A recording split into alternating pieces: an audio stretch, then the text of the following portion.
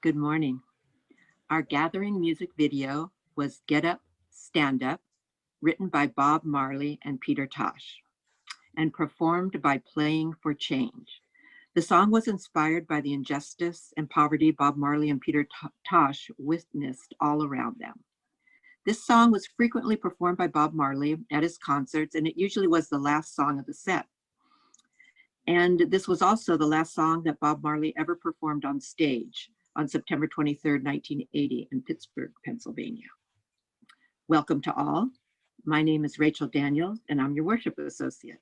We have an inspiring service today. We'll have two speakers this morning, Adam Overton from CLU and Antonio Alzate, a friend of Adam's from the Laguna Cliffs Marriott workers.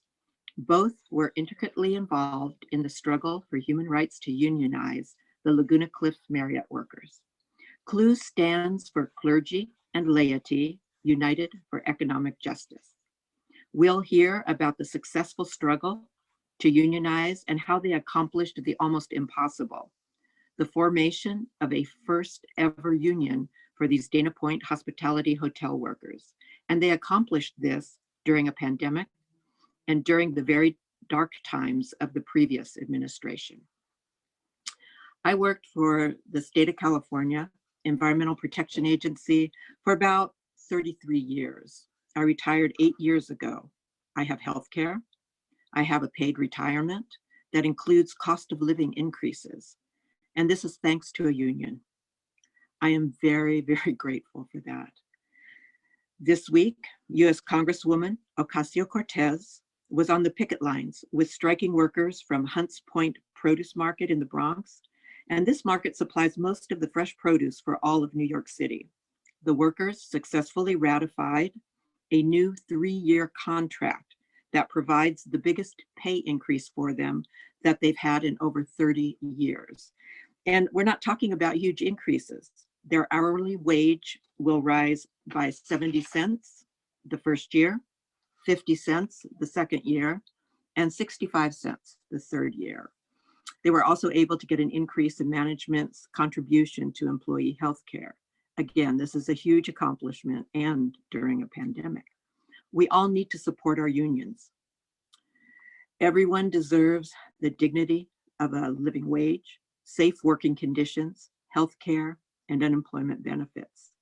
Our speakers this morning will take us on their journey to form a new union after months and months of organizing workers, getting public involvement, and other outreach efforts. Adam Overton is a faith-rooted organizer with CLU and works in Orange County.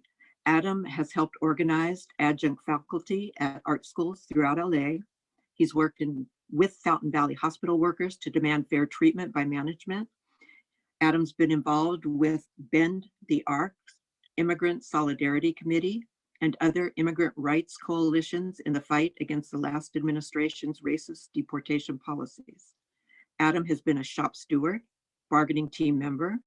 Adam is an artist, musician, art community organizer, and his faith calls on him to stand with those fighting injustice and to stand with those demanding dignity for all.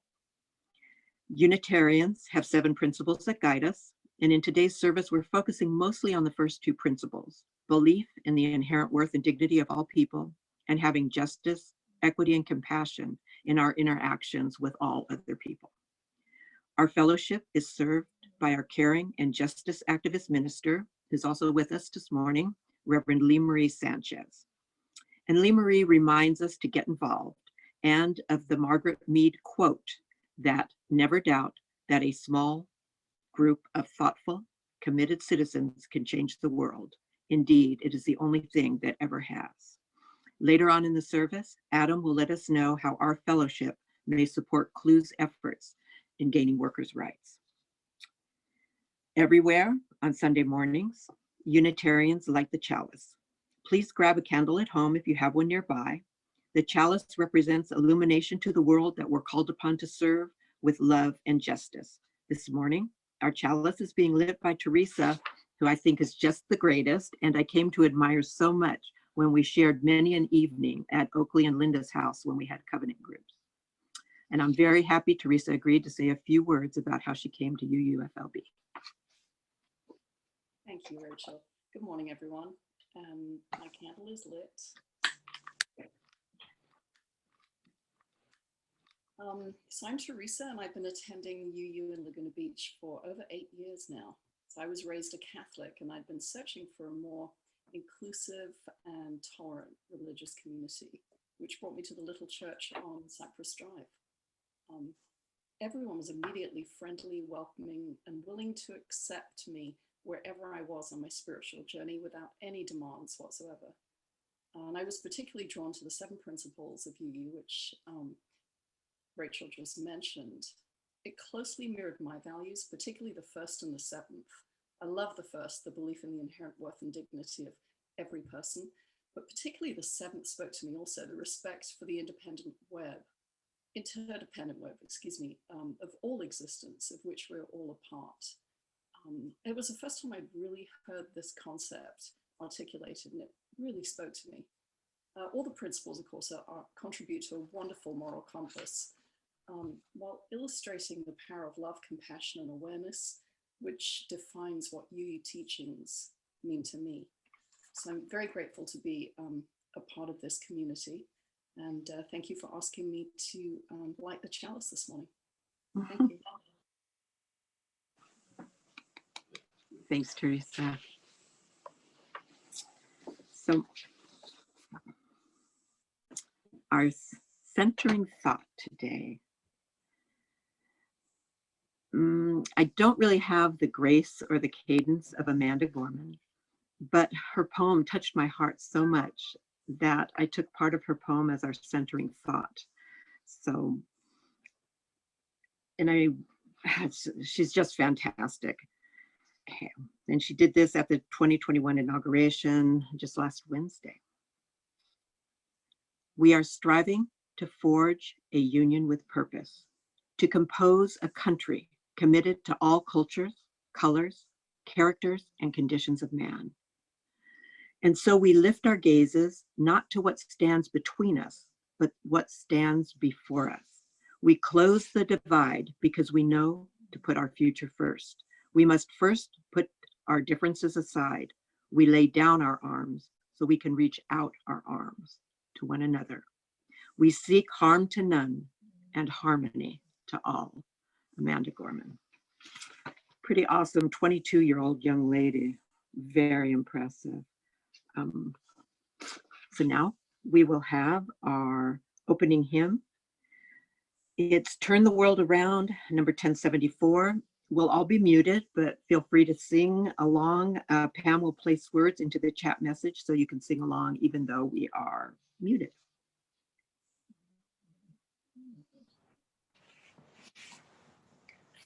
Good morning, everyone. I hope you sing loud and clear at home.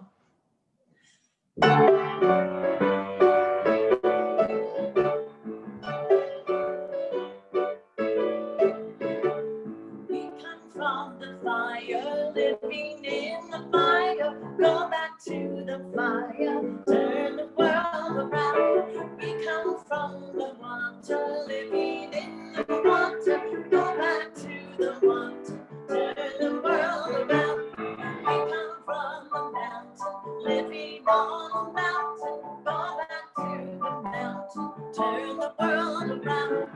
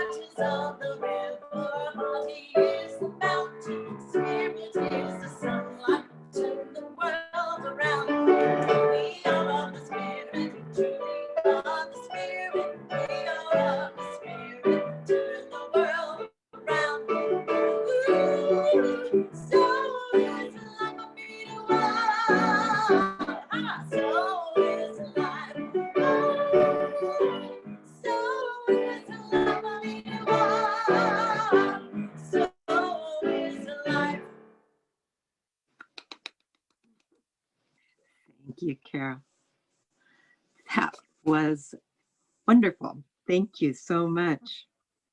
Now we'll take a moment to remind ourselves why we come together as a community.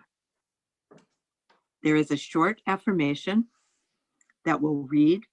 And if you unmute yourselves, we can read it, well, as much as possible to read it together, because we always have a few delays on Zoom. And the affirmation will be on your screen. Okay.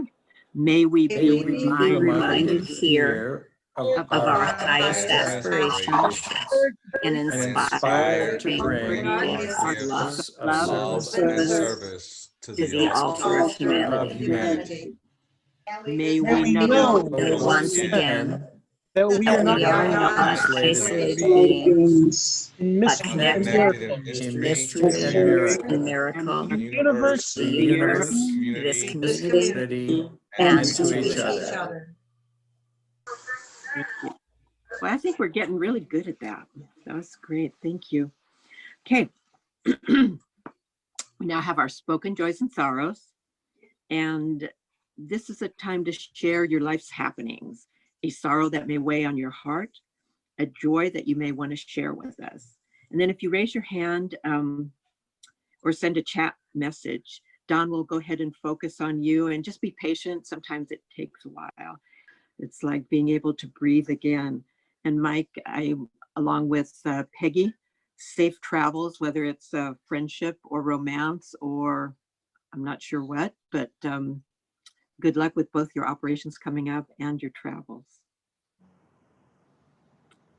Now, we'll talk about our ways to get up and stand up and fight for justice. And one of those ways is to give financial support. We're going to have a slide up that shows ways to donate. And this same information on how to make contributions is in the email notice that was sent out about this service. And we commit together to ensure the funds we gather collectively do a greater good for our world than they could have done alone. Your offering is to sustain and grow the mission of this congregation and all its good work in bringing justice and balance to our world.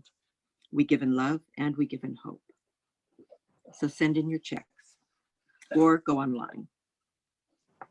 Now we'll take a musical moment of meditation, prayer, reflection, whatever feels right for you. Place your feet on the ground, hands resting in your lap, and we'll just take a moment to breathe. Carol will play a bit of music to help us relax and breathe as we get ready for our speakers, who we'll hear from after our musical moment of meditation or relaxation.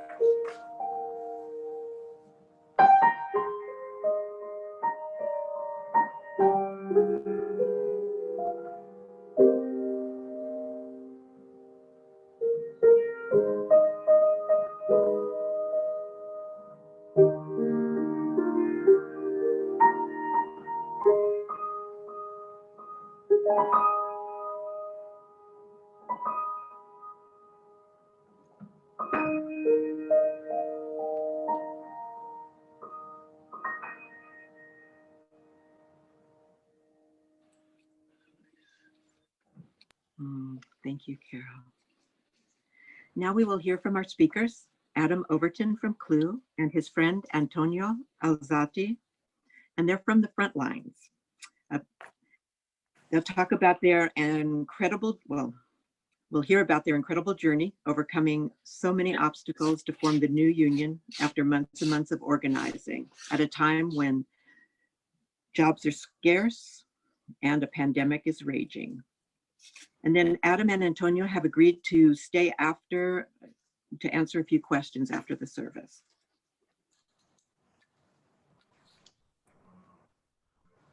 Awesome.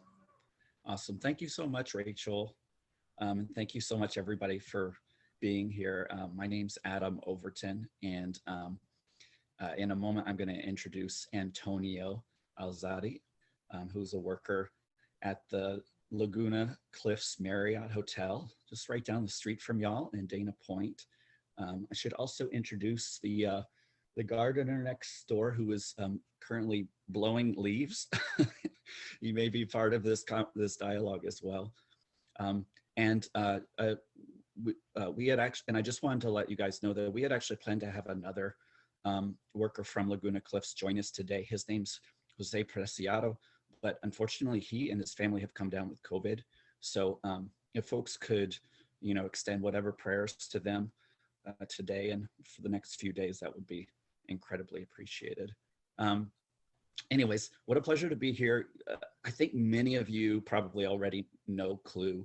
I know that we were just there maybe 2 Labor Days ago with another organizer and some other hotel workers from a little bit further away up in Huntington Beach, I believe.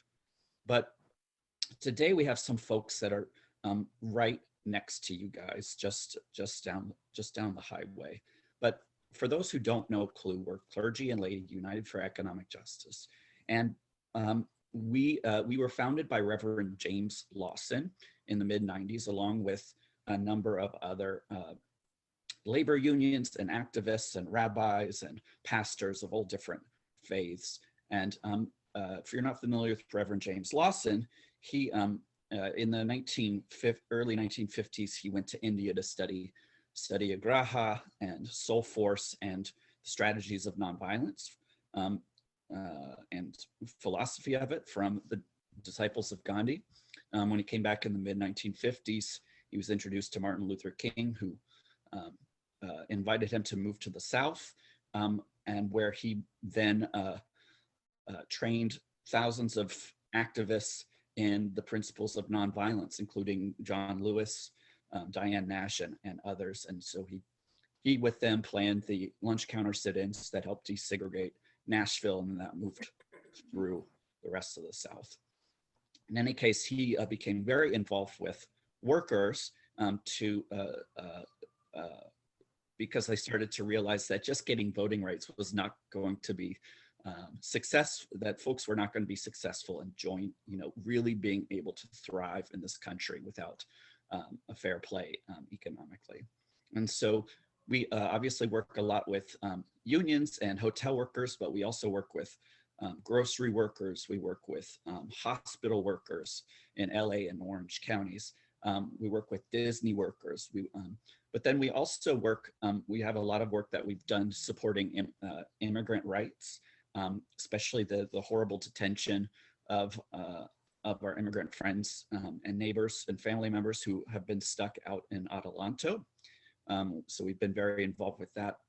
We also do a lot of racial justice work and have been very involved in trying to get the sheriff in Los Angeles County to resign for some of his misdeeds. And so but most recently with that, when the George Floyd tragedy happened, we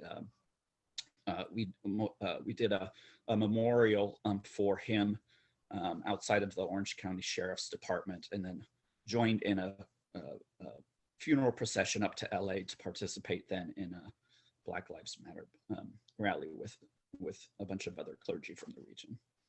In any case, we were just blessed to be part of a really, really, really incredible and inspiring and hard and difficult campaign with Antonio and his coworkers. And so I'm just going to hand it over to Antonio to tell you guys a little bit about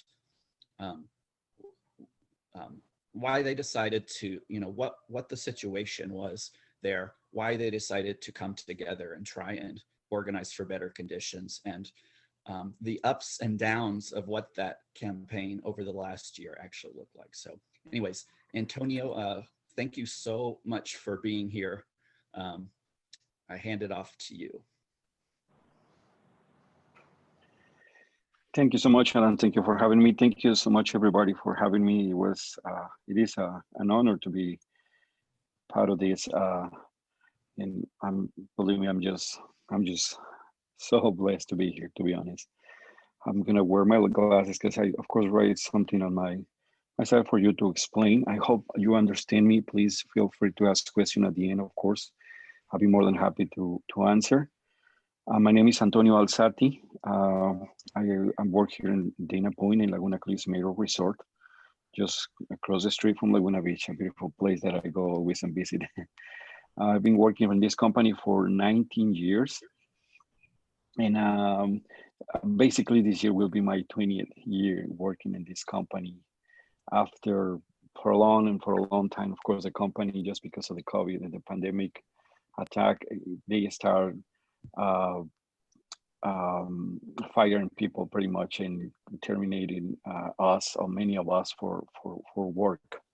So the reason that we choose, and before this happened, of course, before the pandemic, of course, we start getting together, some of our folks, some of my friends, and getting in contact with union leaders about our issues and problems that we suffer in the company. Like, for example, myself, I work in the banquet department. I work as a banquet captain, and normally a standard working in a banquet event is like one server, two tables, which is kind of pretty basic and normal. And maybe the only issue that we have is just because one of my servers has the fire station, but it doesn't matter. I mean, at least it's one server, two tables, and everything goes well. We always jump on help to expedite the service or whatever to make success every event. But for example, as experience, what I started experiencing, like, for example, the company only focus when we do a mistake or when we were not successful with that event. And why we were not successful? Just because they started loading a lot of work on us, and not only me as a captain, because even though as a captain I can tell, oh, Alan, do this, oh, you go do that. I can just point in fingers and tell them what to do. No, I have really short staff, and every day was like a stressful. It's very stressful for me getting to work. Thank God I had experience. They have been working for a long time on this company, which, believe me, I love and respect it, and I'm so blessed to have a job over there. But thank God, like I said, I have experience that, for example, in myself, I don't even see myself as the captain. Yes, I have to act as a captain because, of course, I have to deal with the contact and clients. But then I have to make on my own, even set tables or set buffets or set receptions, because we have very few people working on us. And when we made a mistake, they immediately notice. They immediately start telling you, oh, what happened is, why you didn't do this, why you didn't do that. Of course, I explain, we have very few people, and I always ask you for help, and nobody show up, and nobody helped me. And now you're telling me that we made a mistake just because after you, my managers, knowing that we don't have that many people, then we start getting problems. But when we were successful, not even a thank you, a word of good, not only for me, at least for my people who work, my co-workers, my servers, to work with along with me in that event. So for example, out of the 25%, 25% that the company charged, we only got 1% of the gratuity or the service charge that the companies pay. We only get 1%. And I don't think it's right. I mean, thank God I live in this beautiful Dana Point as well. I live here, and I'm right now overlooking the ocean, which is always inspiring and very refreshing. But it's very expensive to live in here. I'm not complaining just because I'm living here, but just not getting paid well is not. I think it's not right. Of course, many of the successes, I thought that my department was the only one. That was the only one that suffers from all the injustices. I thought, I mean, I don't want to sound like a crybaby because I really don't want to sound like that, but I felt like we as a department, or me as a person in banquet, I was the only one struggling. But when I get to know other people from the kitchen and from housekeeping, that's when we realized, for me, my three moments or my three factors that kind of jump and explode on me in order to become a union was, for example, the managers, they don't care about us, to be honest. Why? Because, for example, one example that I'm going to give is like one of our coworkers. Her name is Anna. Her dad passed away in Mexico. She only asked for 2 days off to mourn, to pray for his her father's soul. She only asked for 2 days off, and she got denied. And on top of that, she got like minutes, and she told, "Oh, if you call off, I'm gonna remove 1 day from your next week." So she and on top of what can I say? On top of letting her, like I say, rest for a little, do prayers on her own, just because of what the situation of that. They don't even care. They even told her, if you call off one of these days that you supposedly ask, and she got denied, she's gonna get a day extra off for the next schedule, just because supposedly they were busy. The other thing that explodes to me was like kitchen people only work with very one or two people, and always their food is always delayed. And and and it's just, like I say, frustrating, because me as a captain, I'm the front of the house. I'm the face in front of the guests, or the main contact. And of course, they expect always great service, but just because we cannot provide a service, it makes us look bad. And that's when the managers focus on, oh, you didn't do this, oh, you didn't do that. It wasn't me. It wasn't a collective. It sounds like a collective effort of not that many people having to work, or not, we don't have that many human resource to work in different areas. That's why we have to run and get the stuff from ourselves in order to get that. And I just explained the 25%, 24% that the company charges. We only get paid 1%. So that's one of the main things that explode into my mind. And of course, and just hearing from another coworkers, I thought, like I said, I thought I was the only one. I thought that I was the only one suffering from all those injustices. And when I realized I wasn't by myself, then that's when we start getting all of us together. We got a lot of help and support from the union, the United here locally living. They of course guide us through this journey. And before the pandemic, I was able to reach out and talk to some of my folks and my friends. I went out personally to knock on doors and talk to them and hear their injustices, and of course my injustices, and we share like a common sense of, we need to do something. We need to step up. We deserve better. We deserve better, because we know the company can do better for us. We always do for the company, but the company didn't do anything for us. And that's the moment that we went over and start getting all of us together. Of course, Clue was a big part of this movement, getting to know. I personally went over and talked to 3 different leaders from faith communities. I was able to personally travel and see these people, one in Newport, one in Costa Mesa, and some other local right here from Dana Point. So I was able to talk to them.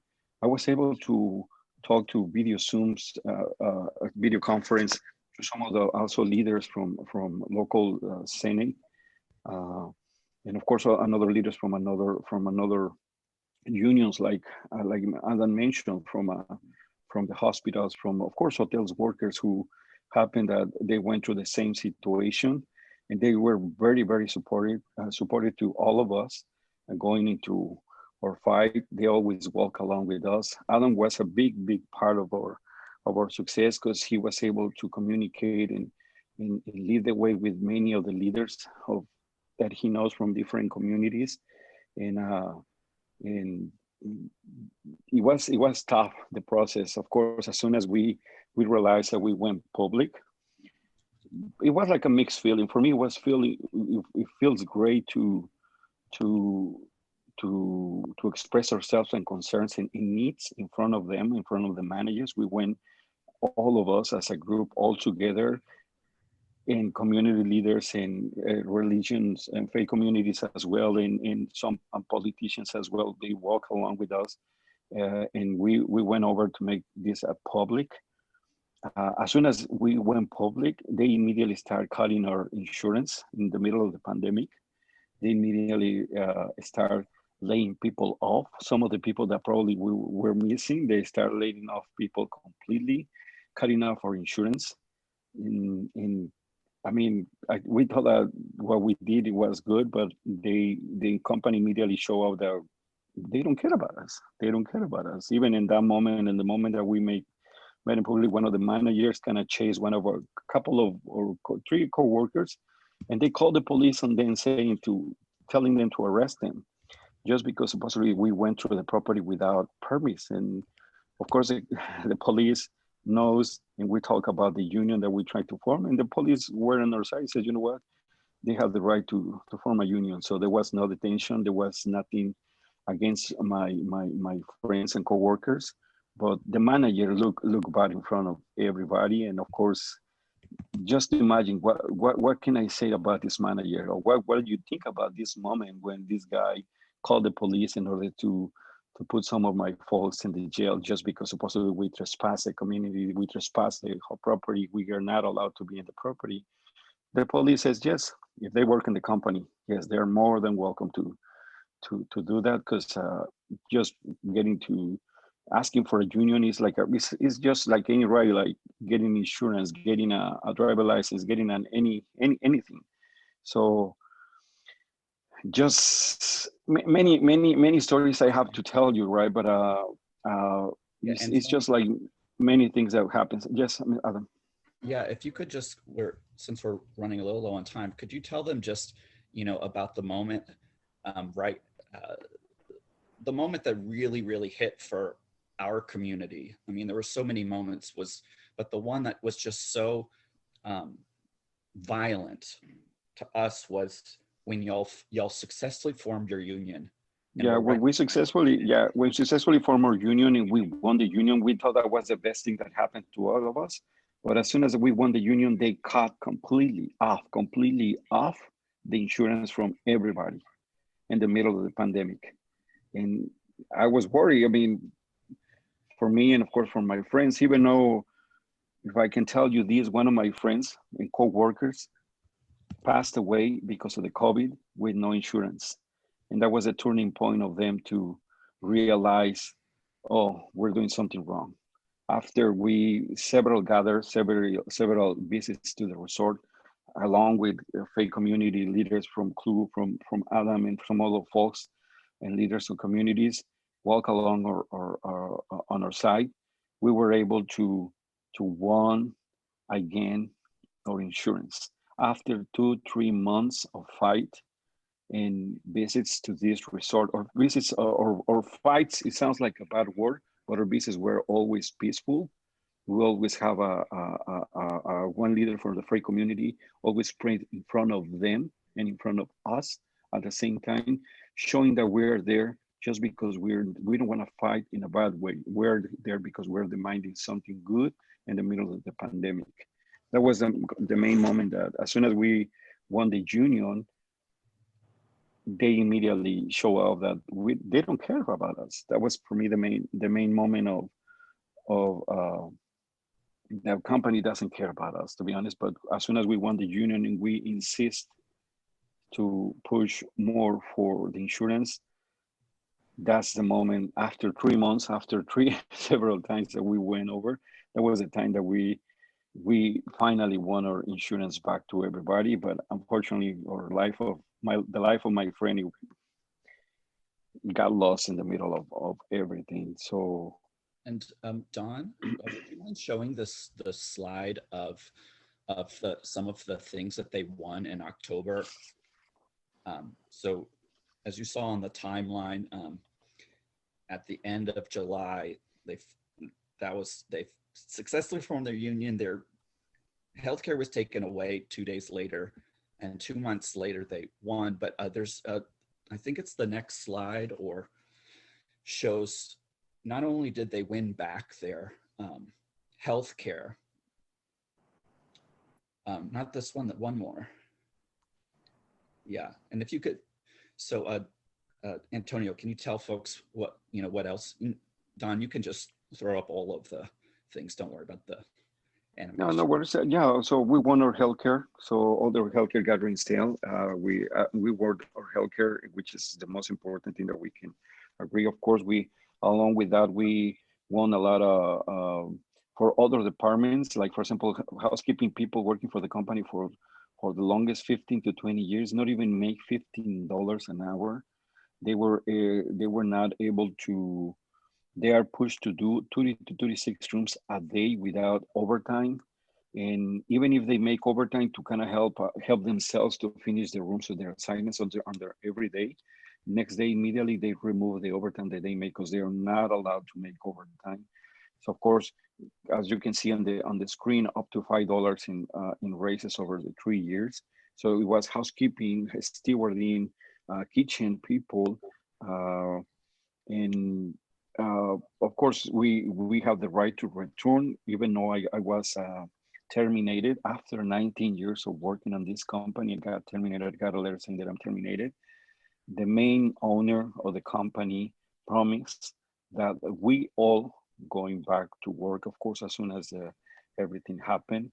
Of course, it's gonna be slowly, but at least that's kind of like alleviate my soul and help me a lot because, of course, I was lucky that I have an extra job, but I'm not making enough in my other job, and I'm still struggling during this pandemic. But I'm just trying to do my best in order for me to be successful, to pay my rent, to pay my bills, and of course to be safe. Just because of the COVID, it's been hitting in my community so hard. So I was trying to do my best.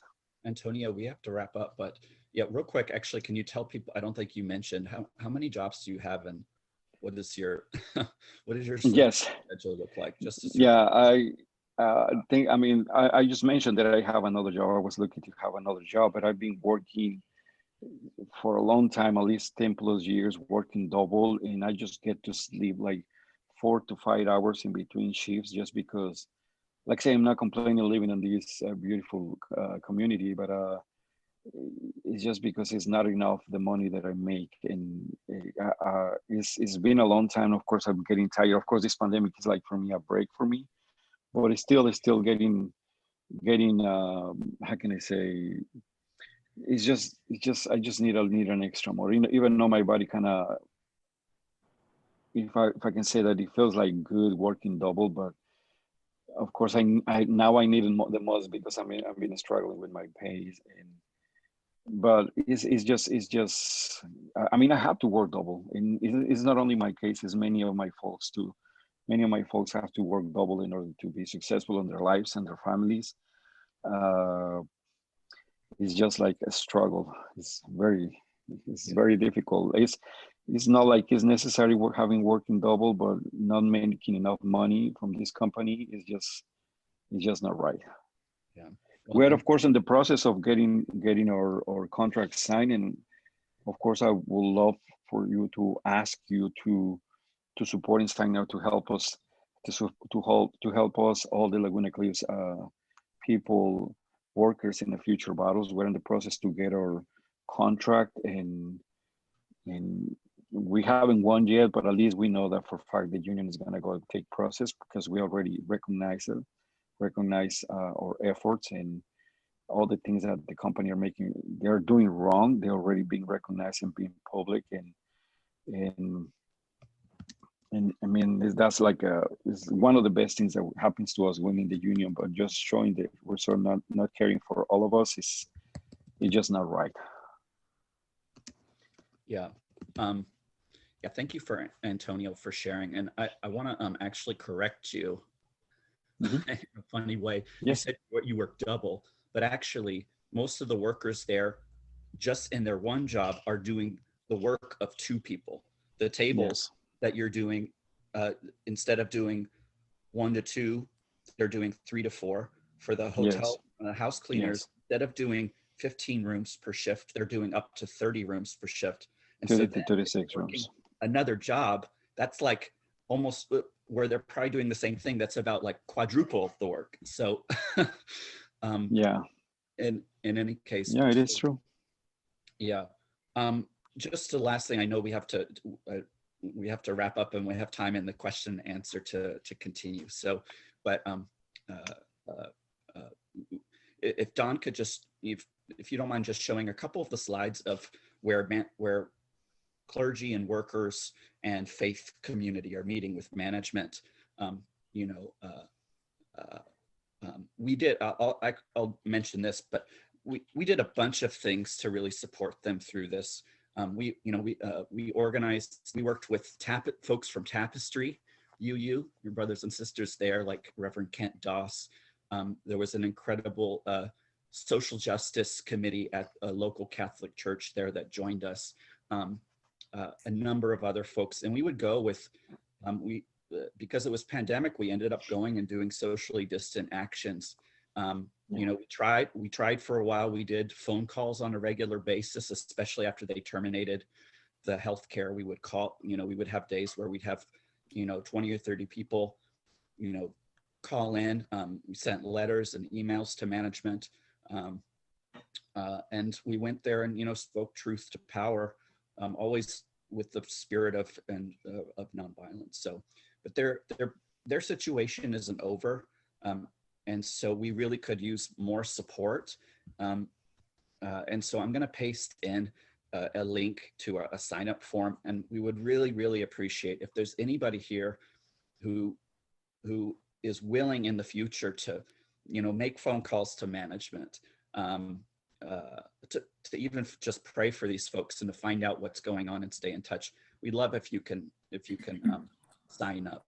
And but anyways, we look forward to answering some questions. I'm sure folks have maybe a few questions, so but we'll hand it back to you for now. But we just want to thank you guys so much for listening, and for your hearts, and for just having a service like this, a social justice service on a regular basis. It's not every faith community is as tapped into doing justice and doing the good work of the universe as you guys are. So bless you for that.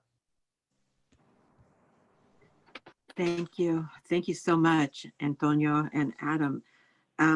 Boy, I was looking at some of the chats going on and like, oh my God, only 1% of gratuity, no sick leave. I mean, these things that, workers' rights are human rights, and it just is mind-blowing. And Adam and Antonio, these are the things we're good at: making phone calls, showing up, writing letters. So thank you for posting how we can get involved and how we can support you in your efforts.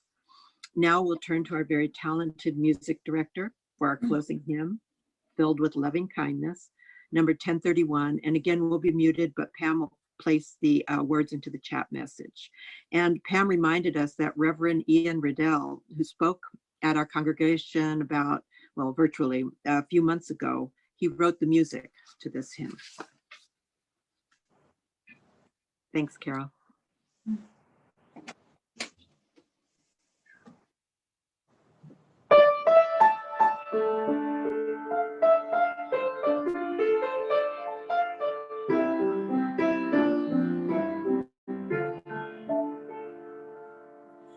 May I be filled with loving kindness.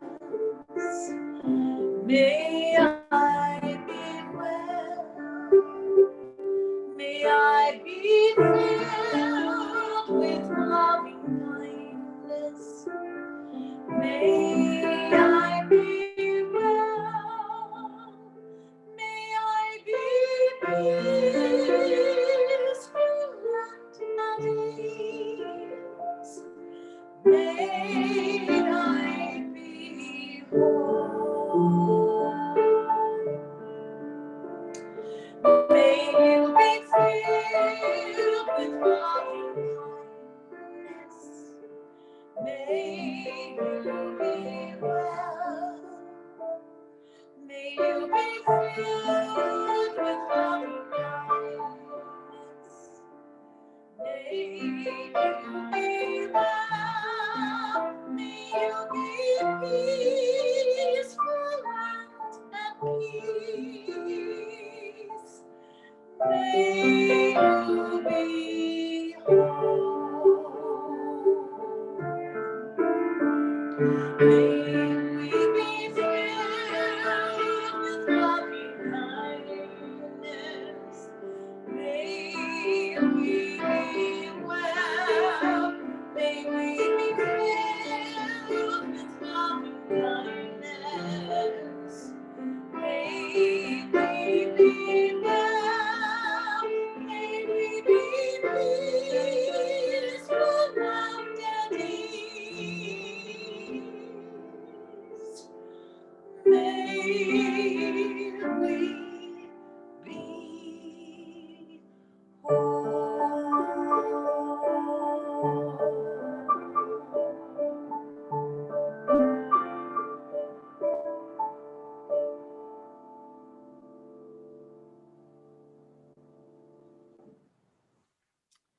Wow.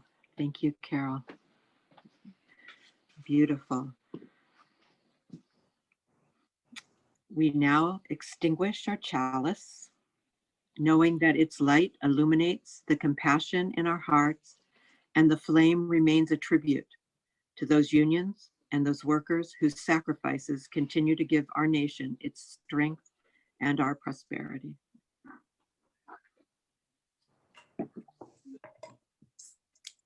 And we're going to join our hearts now, but not our voices, for our closing song. But you can sing along at home on mute. Let there be peace on earth. And then Adam and Antonio, they're going to stick around because I know we've got a few questions for them, and they've agreed to stick around for a virtual cafe. Thank you.